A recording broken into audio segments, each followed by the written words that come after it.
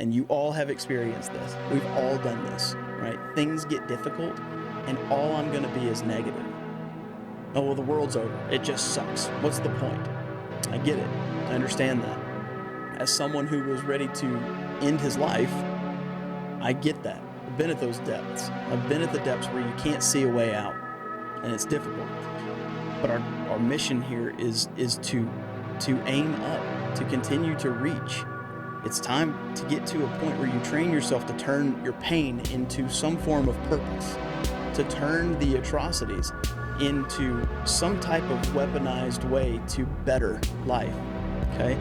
And treating others the way that we want to be treated in the midst of that.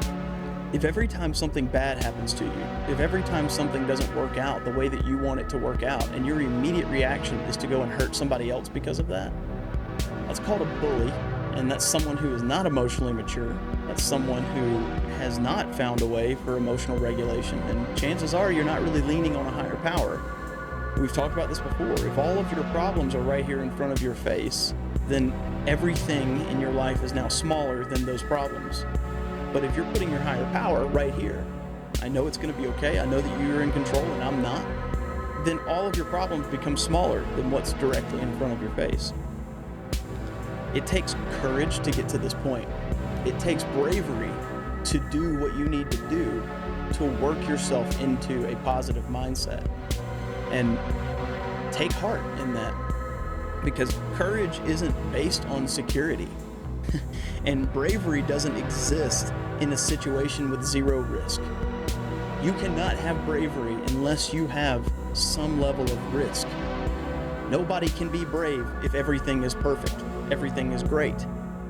But it's in those moments where things are tough and you don't see a way out and you don't think that you're going to make it.